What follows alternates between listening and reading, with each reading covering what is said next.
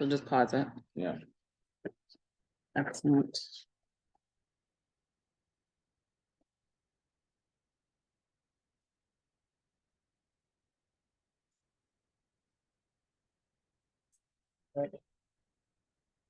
Yeah.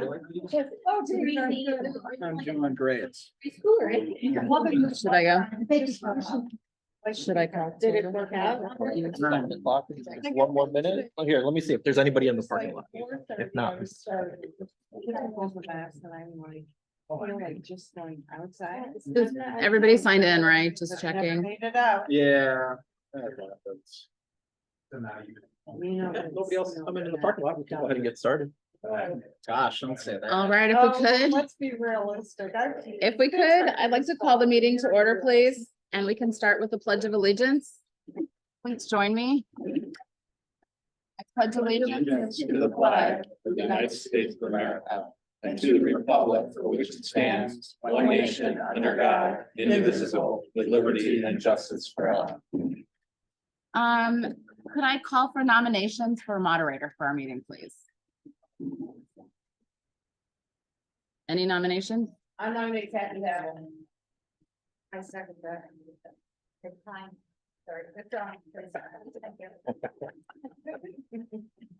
I nominate Brian Evans. I second. Okay, great. Any others? If not, maybe we could take a vote. Show of hands, please, for Kathy Hagel. And I'm sorry, could you spell your last name for me? Kathy Hagel. I was Kathy Hagel, but I. She declined. Declined. Okay, so then I guess do we need a show of hands for Brian Evans? Maybe we still need to, yeah. Okay, Mr. Evans. Yeah. Come on and join us up here. Can you come to The big- the oath, please? You're the adult set.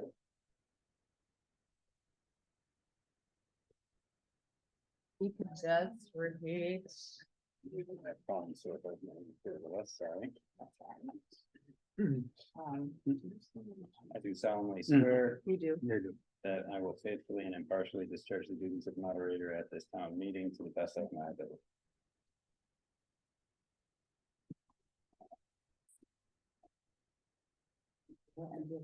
Agenda. He does now. Excellent. Okay, handing off to you. Four now.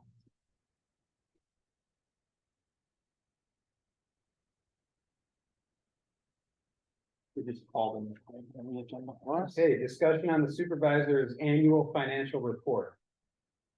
Right, so. Good evening, everyone. My name is Michael Crowner. I will be discussing that report. Just bear with me for one moment. I'll get it back up. So over the last year, we've had a pretty good year. The overall financial standing of the township has continued to improve. We spent less money than we brought in. So at the end of the day, we're doing exactly what we're supposed to.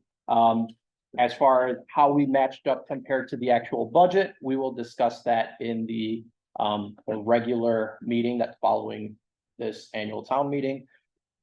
But just to give you guys a few highlights, at the beginning of the year, we had $2,313,305 cash on hand, consolidated across all of our funds. And we collected $2,875,111, spent $2,680,938, and at the end of the year, we will have $2,507,478 in the bank. So again, improvements there, and that was generally the case pretty much against all of our funds. The general town fund operated with revenues above expenses. General assistance fund, we do not have any incoming funds into there. It's just been a flat account for several years. We did have an outlay there, so that was, I think, one of just two funds across all of our funds that had more spent than brought in. Road and bridges brought in 212,000 approximately, spent 84. The hard road fund brought in 1,699,595, spent 17,15,132, so just a little bit under there. And the cemetery brought in $57,083, spent $23,556. So again, we've done really hard work here to make sure that we are staying on top of our finances, and that's also a big credit to our staff who believe in it just as much as the elected officials do here. And I welcome any questions that you all have, if any, before we move on to the next portion of our agenda. Yes, sir. Is there anywhere that the budget is available for residents to view? Yes, so the budgets that are for the last fiscal year are already online, as well as the proposed budgets. We have copies available in the lobby, and they're also posted outside. So we will discuss the actual budgeting process for this fiscal year as well at the next meeting, but just to give everybody an idea in case you don't stay for the general meeting, at the recommendation of our accountant, what we did is we basically put out a proposed early budget before we got final numbers for the fiscal year, so that we would make adjustments as necessary. Now that we're at the end of the fiscal year, we just got to see some of these last expenses coming out of the accounts, and we will have the final proposed budget in at our May meeting, and then the final adoption will occur in June. But all information already should be on the website. I'll verify that, but at a minimum, we have copies in the lobby as well as posted outside for. Absolutely.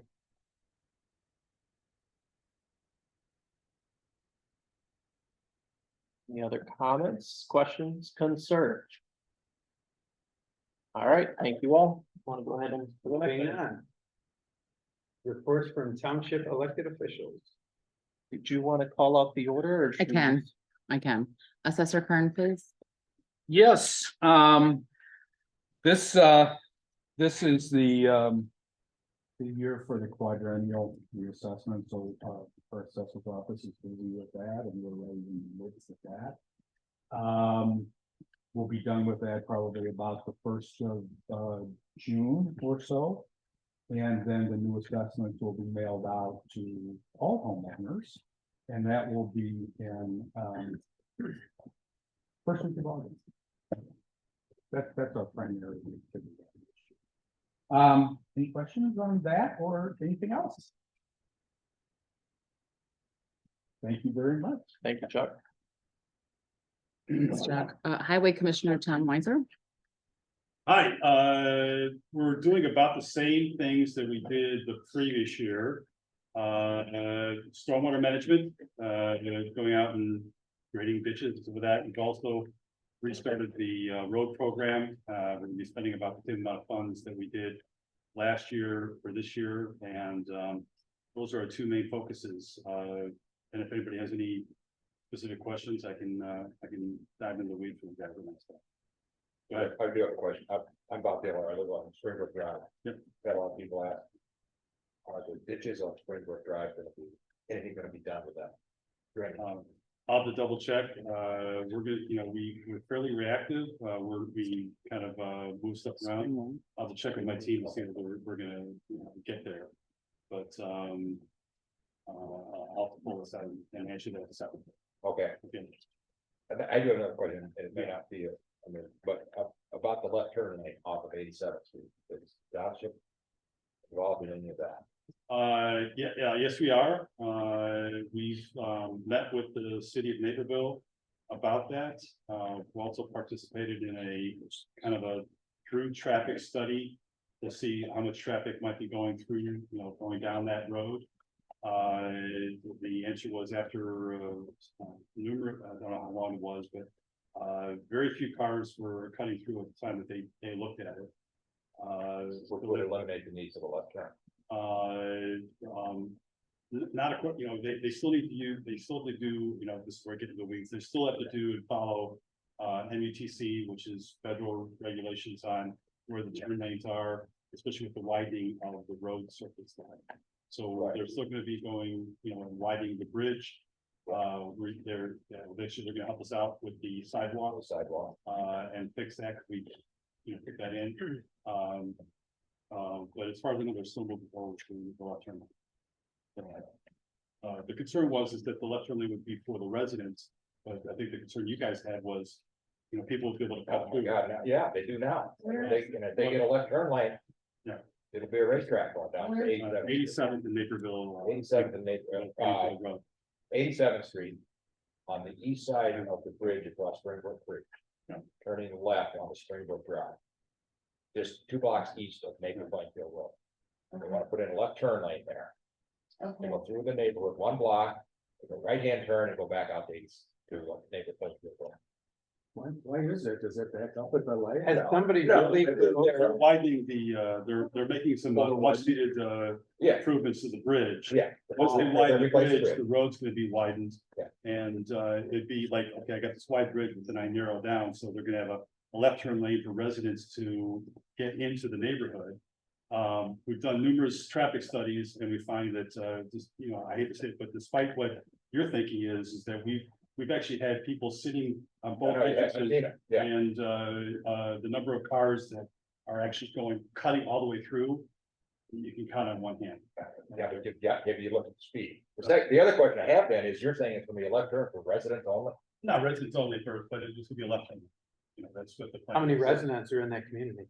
I'd have to get it. On Springbrook Drive and Ridge, the 2 streets that are affected, is probably about 30 houses? 40 houses. And they're gonna put in a left turn lane for All 30 houses? of which have signed. So that way, you don't get any kind of people backing up on the road surface. But if they're widening the road, shouldn't Which that- doesn't happen anyway. It doesn't happen now. Yeah, if they're widening the road, And shouldn't there's that kids kind that of play, help? there's no sidewalks and there's kids that play in the street.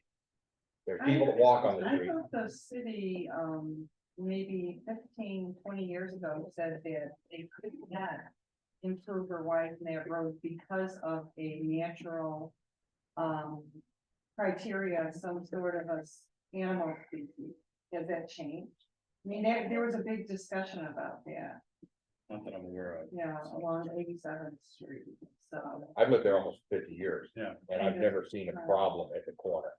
This is what the city's been telling me. Yeah. Yeah, we wanna eliminate the accident. Never seen one there in almost 50 years. I've cleaned up 3 of them. In 50 years, that's not bad. You're gonna have more. I've only I'm not going after you, I'm sorry, but you're gonna have more if you get people cutting through that neighborhood. Okay. I remember a few years ago, the township helped with the cut through and on. Up here, when the Wagner Farms went in. And I think there were some adjustments made, Yes. and I think there needs to be some good looking at adjustments made on it. I really do. There's a lot of kids and a lot of people who use that. There's no place to walk except in the street. And we see them. So I'm- We'll visit. I mean, like, what I know is what I've been working with Naperville. They accommodated several requests to do traffic studies. There were traffic equipment in there. The numbers that I've seen were relatively very, very low. And I know there's a concern of that. It's given that, in the 2 years I've been here, we've cleaned up 3 accidents right at that where the rocks are. At 87th and at 87th and Springbrook. Yeah. Okay. But what they're also saying is there's very few people cutting through, so why put a left turn lane? That's just gonna invite them to do it more. That's something with. Yeah, okay. Well, I think the big issue there, sorry for butting in, is the back end of it. Now you're gonna create chaos on Napier Plainfield where people are gonna be trying to cut across 2 lanes to get southbound on Napier Plainfield. Yeah. Instead of just waiting for the light to change. It sounds kind of like a very, very large waste of money and creation of more hazards and more accidents. I mean, our homeowners is, working against, we got a group, is the township?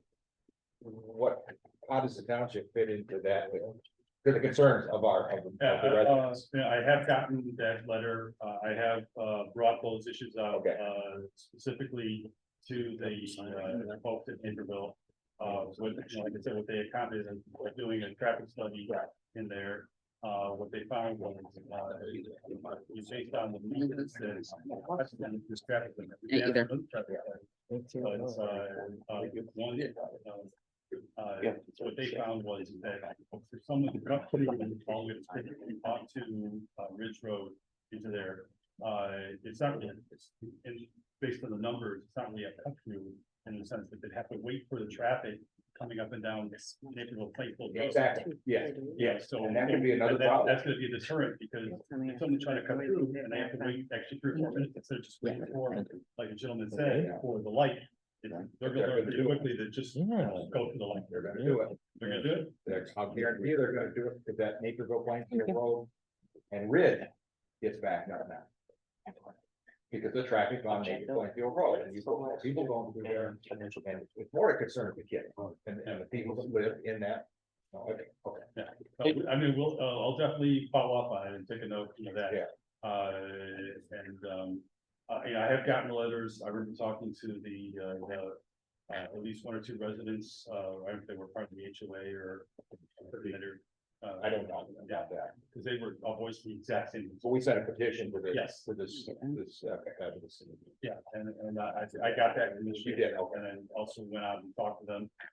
We've met about the drainage concern there. Yeah. We want to make sure that there's no additional stormwater that goes from the neighborhood. We don't want any more flooding or anything like that. We've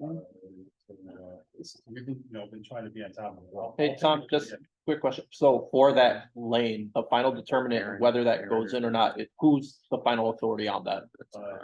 The city of Naperville. Okay, so it's just more of, we have to do what we can to raise concerns and let the residents' concerns be known to the city. But at the end of the day, they're the ones. Do we have any financial obligation to that project specifically? Okay. Thank They're you. supposed to have some hearings. I don't think it's. Understood. Okay. But Thank you. But they I have, want to make it they aware. have. made- Yeah, absolutely. And I know, and it sounds like you've already done your job as far as like putting in the letters and the writing, and that's the best thing you can do. I can tell you as an elected official myself, the best thing you can do is putting things in writing, in emails and letters, because it becomes part of public record. And you can point to it. Nobody can say, I never heard concerns. The more you can do that for yourself, I think the better off you and your neighbors will be. Thank you. Absolutely. Moving on, old business. Oh, I'm sorry, we had to. We're still going. Elected officials, who do we have? Trustee Hickey? Hi, how is everybody tonight? Mhm. Thanks for coming out. I'm Kelly Hickey, I'm a trustee here, and I work with the senior committee. Megna Bansal and I are the co-chairs of the senior committee. We've expanded the number of names on our list. I think we've added about 20 more people who are interested in the senior luncheon that we do once a month. Your mom comes, very nice time. We're getting ready to start this up again. We stopped during the cold months of the year. So we'll be starting again. And the senior committee met in April, and we decided we're going to have kind of a social gathering, playing bingo. It will be at Wheatland Salem Church until we come to such a size that they can't accommodate us anymore, and then we'll find a new place. But it's a really nice situation. If you have any seniors that you're aware of that would be interested in joining us, please let me know. I would love to add them to our list. And that's it. Does anyone- Sure, I think you. Hey, I'm right with you, Mayor. I'm right with you. I'm sorry, thank you for bringing that. up. Yes, we did. When COVID started, we ended the potluck that the seniors had done. So everyone was bringing some sort of dish to the gathering. Since we just continued that permanently, we decided that it would be nice if we had some help offsetting the cost of the luncheon. So we've asked the seniors to do a $5 fee. So far, it sounds like it has not been a problem. I just talked to Carolyn about it today. So I think that we might be okay. And it's a small fee. It's probably less than what they were spending to make a dish to bring with them. Anything else? Thank you very much. Did you want to? Oh, No, you said thank you. Okay, sorry, apologize. Trustee Terry Jones. Good morning, everybody. Not much to add, Michael said most of it, we've done a good job reducing our costs and hoping to do some more of that in the coming year. and trustee Colleen Rockus. Hold over and run, sorry. I had handled the years I've been on the trustee board. I have been kind of point person for the park. We have some big news. I think Supervisor Carter will touch on more with handing a transaction between us and Plainfield Park District. The previous supervisor, Deb, had an interest in conversing with the park district to see about transferring the property. And Michael and this board have been able to take that to fruition. I think it's a good decision. Our highway department has a lot of commitments without having the burden of upkeep on the park. Plainfield Park District absolutely has the resources, and we're very interested in merging that property alongside development that's coming up right next door. We look forward to seeing what they do. They just have the assets to really do what needs to be done. We were gonna be looking at repairs that we're gonna run in the tens of thousands, if not more. So this is really, I think, a benefit off of the asset sheet. Michael, I hope I didn't steal any of your thunder. You can certainly add to it. So as I be transitioning out of being a slight point person on that, I picked up the decennial committee, which is something passed by Governor Pritzker. Sorry, he doesn't pass things. Passed by the legislature, signed by the governor. And I still can't get to the bottom of the impetus for it, but that's just my curiosity. So every 10 years, taxing bodies have to, in Illinois, have to produce a report showing government efficiency. So we have to form, the elected officials on this board will form the committee. I've already recruited 3 regular people. Juan Carlos is one of them. And then in our next meeting, I look forward to talking to my other board members to see if they possibly have any other victims. We will be meeting 3 times over the course of a year, compiling a report about hopefully all the efficiencies that Wheatland Township can report. And also looking for other areas of improvement. So you are always welcome to attend these meetings. They will be kind of doubled up on our regular Thursday night meeting. And like I said, they'll be 3 times over the course of the next year. So thank you. Thank you, Colleen. Any questions for Colleen on any of that? Okay, great. I'm up next and I struggle to multitask, so I'm gonna just switch here. Okay, I'm Anita Liskey and I am clerk of Wheatland Township. Thanks everybody for coming tonight. I don't have a huge report, which is probably a good thing, but it has been a really active year. Lots of FOIAs, all that we're all up to speed on, I'm happy to say. We have also made great progress with the help of some kids from Neuqua Valley to reorganize and start cleaning up our records retention efforts in the township. And I'm really excited. Tomorrow we're meeting with someone from Northern Illinois University who does state archives. So we're looking at perhaps finding a way to preserve some of the really old records that we have just here in the office. So more to come on that. Up a little bit, please. I can't hear. I'm so sorry. And I think that's kind of it. I will say though, I'm very thrilled to have my partner in crime, Bill Green, as deputy clerk. So he's my wingman. But thank you. Any questions? Bill was struggling with something. What was it? The lady that's coming is from the state of Illinois. She's from the state of Illinois. Our records will likely go to Northern Illinois University then. Right. We'll see. More to come. Meeting tomorrow. Thank you. Okay, and I believe, who do we have next? Tax collector, cemetery, David Scriven Young.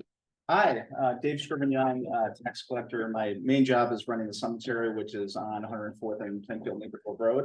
Very historic cemetery. We have graves dating back from the 1800s. But we are a working cemetery. We had 20 burials this year. And we've done a lot of improvements at the cemetery over the past year.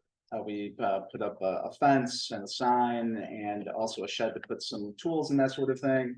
So that's really due to sound fiscal management of the cemetery's budget. And we have a great relationship with our road district who helps us with maintenance and cleanup.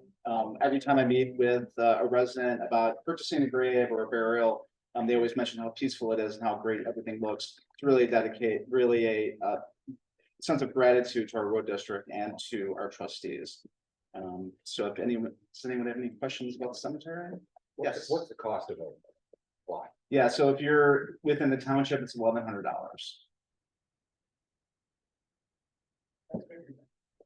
You can put 2 people in. Well, Any other question?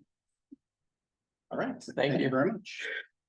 And last but not least, Supervisor Michael Crowner. Sure. So, to build off what Colleen was mentioning, just want to thank Colleen for all the work that she's done over the years at the park. That's been her primary responsibility, I believe, as trustee. I don't think any of the other trustees were ever on your, park board with you.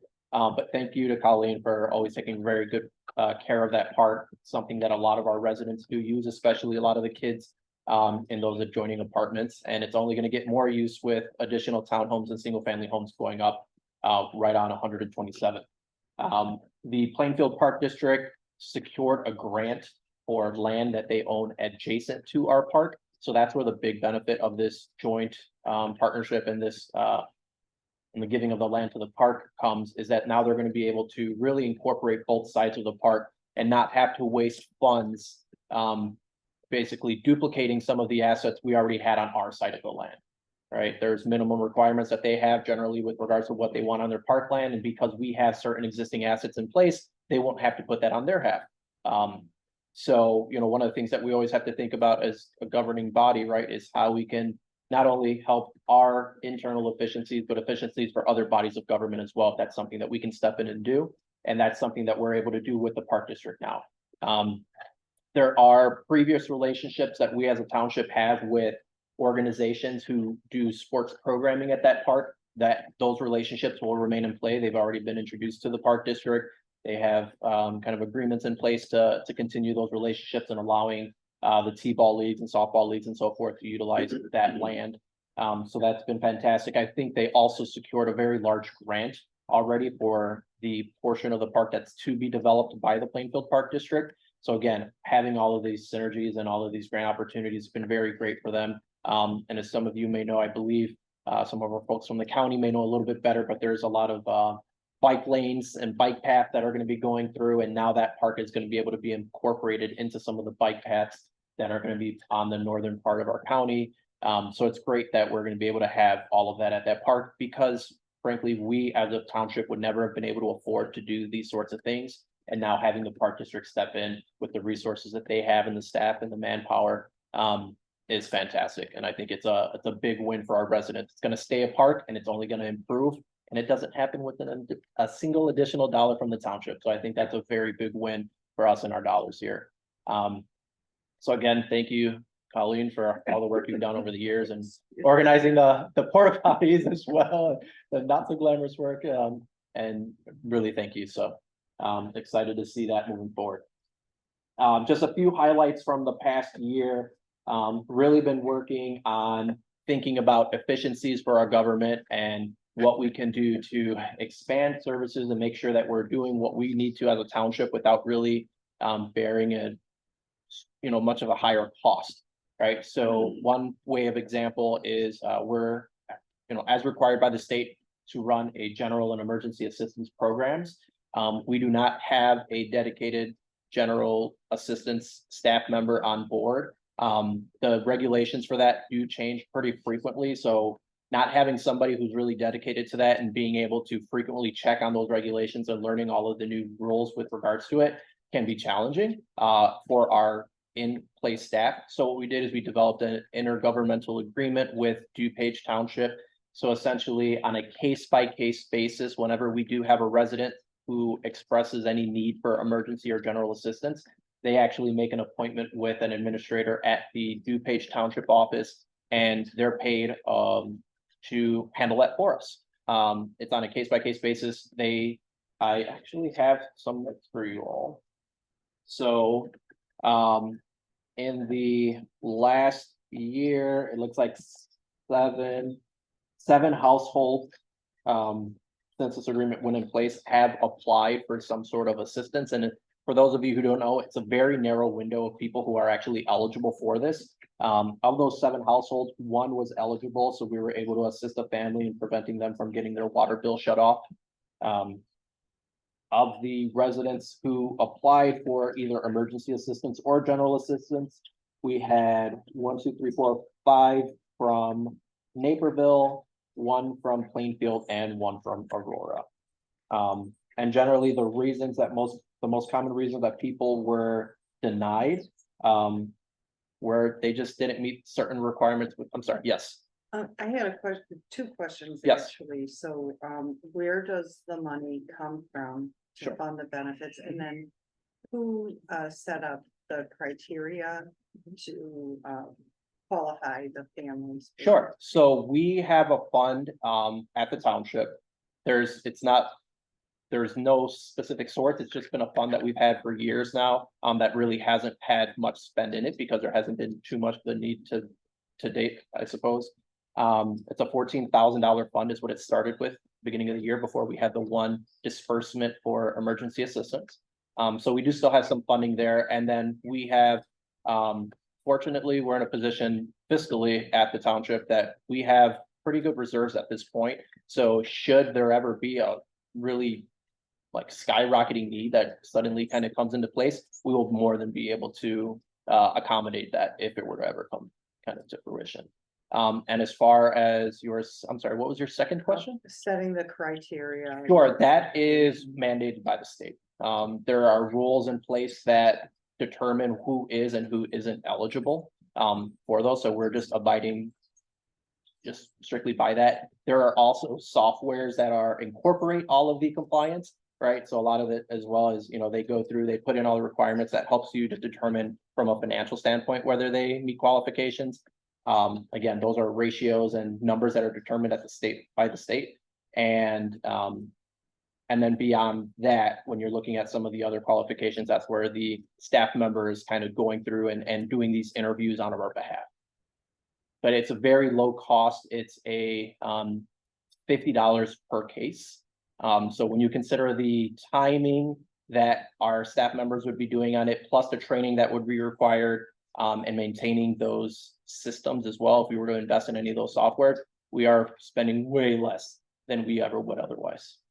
Yes. Okay, so I heard you kind of mention the same, either it was you or someone else. Sure. Who mentioned that we didn't have a general assistance person at Wheatland Township. Yeah. And as a Wheatland Township resident, that was quite embarrassing. Yeah. We actually did have somebody who handled the Wheatland Township general assistance, that was Carolyn Brommer. Okay. So she did handle that. And Yes. She did have some, and she did go to the training. Yeah. So we need to restate how we did that. Sure. Because in front of Wheatland Township to say that Wheatland Township didn't have our act together, that was kind of embarrassing. Okay. Another thing is, even though you may get new software, new people, we have a new person, I'm sure it can be very useful to you. But all of this for one, and you stated yourself that we only were able to service one person based on the criteria. Okay. So all of this for one person now, it's historically been not that many people reach out to the township for general assistance. Mm-hmm. If somebody came to me for help, I get excited. I'm like, oh, you need help, I want to give it to you. So I do the best I can. Many times Wheatland Township, because of those requirements, we're unable to help that person. So you have to, I spend a little extra time going outside of the township. Sure, and that's by way of example, another thing that, so what you're speaking to, that's exactly right. So a lot of residents may come forward, it's such a narrow window of people who can. For example, since last summer, essentially, 1 out of 7 residents who requested it were actually eligible for the service. So that's right. As far as with regard to Carolyn, and yes, she was responsible for that and doing the trainings.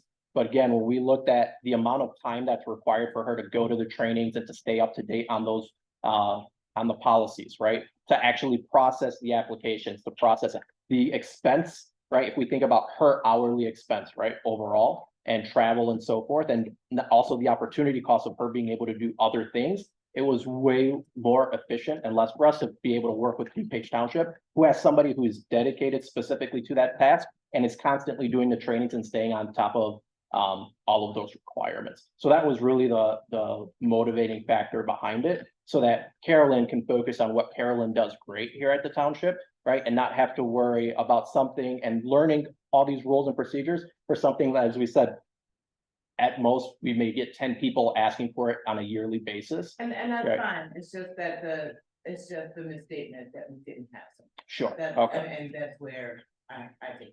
okay, understood. All right, so that's one way of example of a general intergovernmental agreement that we have in place. Again, DuPage Township, similarly, with the parks, that what we've been doing. We have the PACE program that some of you all may be aware of. Over the last year, we've seen a ridiculous amount of savings there because we were able to renegotiate our contract. Frankly, I reviewed our contracts, and the way it was done previously was not fair for our residents and our tax dollars. So I was able to renegotiate that. And I mean, essentially this year, I think after grants, I have to verify and looking at the final numbers, we essentially came out almost no money out of pocket for the PACE program. Once you consider all the grants that helped reimburse us. So that was something that in previous years, we spent anywhere from $40,000 to $60,000 on. So that was a very big win for us. I was very proud of us being able to get in place.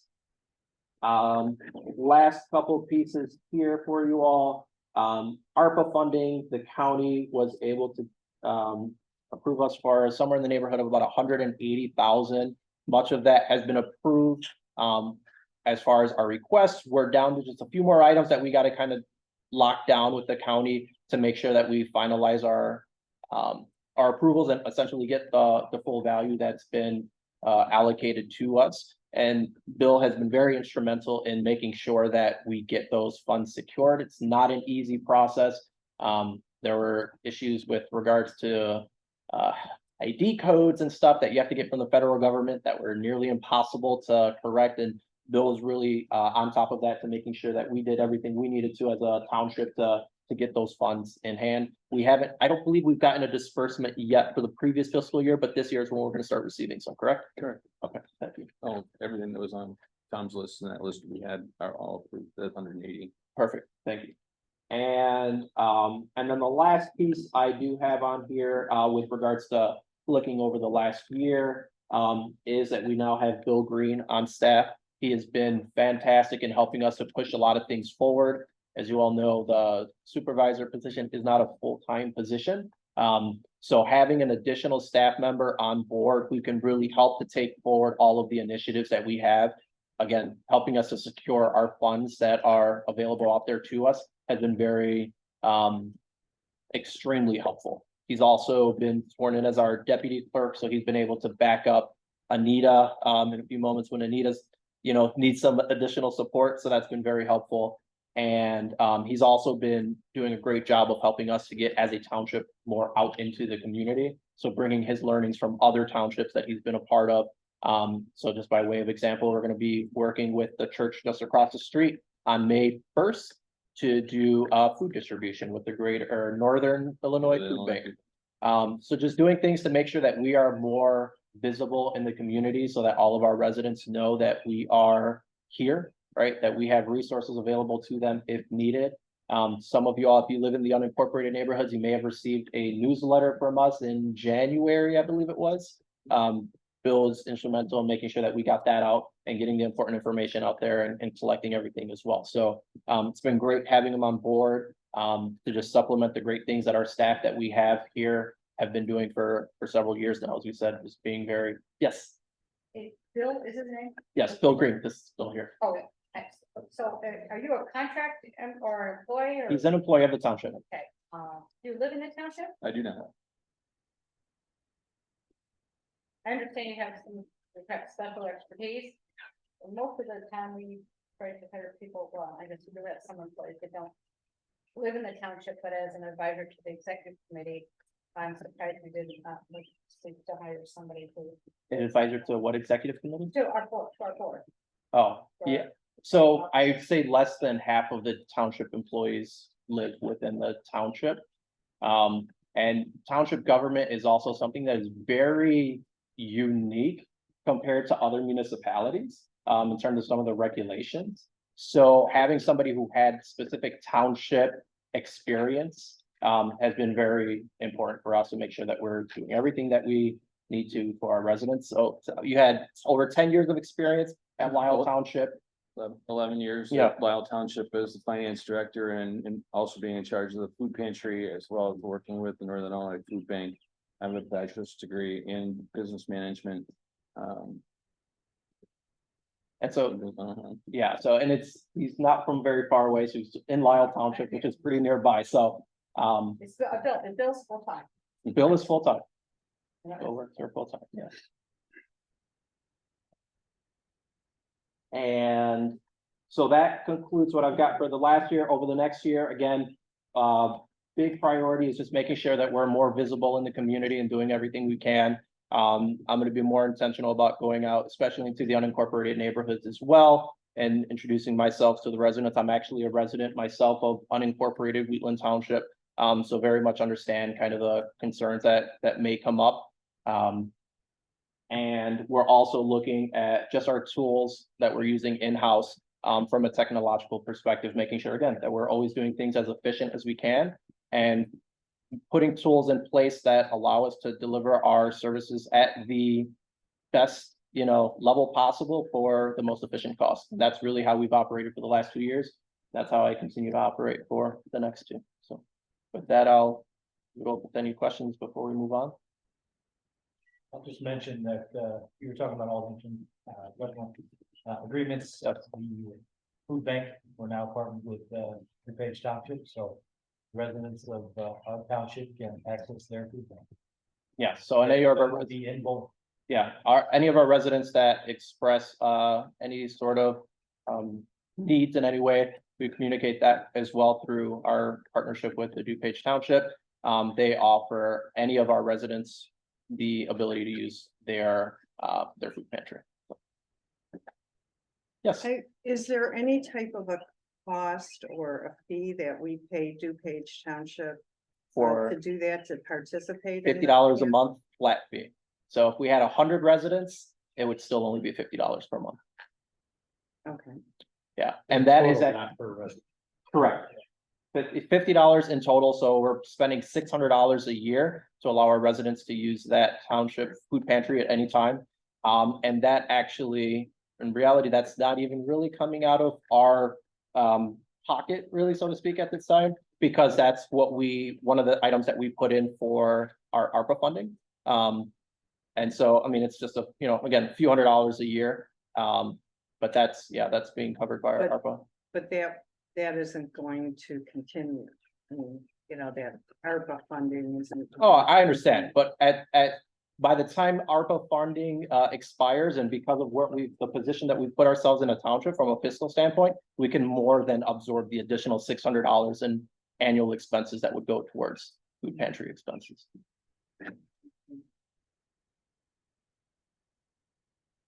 All right, that concludes my report.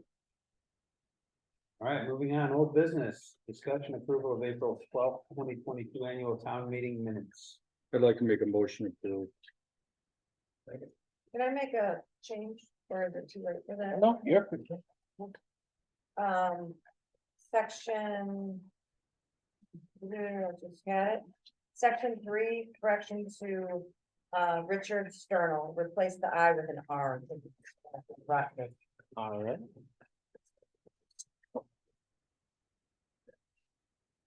All right, I second that approval, so we just, Sure. Change something. yeah. Name. So we gotta get okay, so at this point you ask if we can get everybody to approve. Does everybody approve? Yeah. Yes, yes, unanimous approval there, and then for the final approval, of them, any additional comments? On the minute? No. All right, we want to go vote for the final approval. Okay, let's take a vote for the final approval. Show of hands. Show of hands. Yes. All right, name change. And minutes approved. Perfect. Thank you all.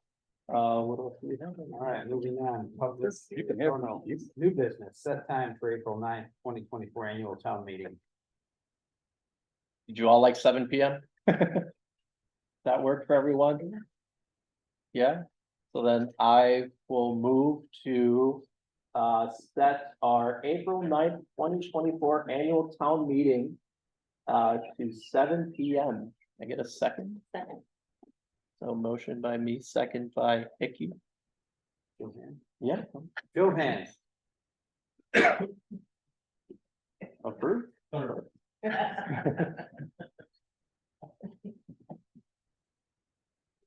Yeah, you can go ahead and call up public. comment. Public comment.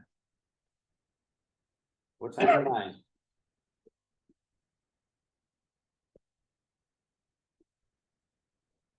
Okay. All right, I move to adjourn our annual town Second. meeting. job. Go ahead and get the final call for votes. All right, show of hands. All right, that concludes our meeting. Thank you. Thank you. Thank you. Quick. That's the loudest second I've ever heard. Yeah. They scare you? You're Uh, The motion wasn't I even. forgot.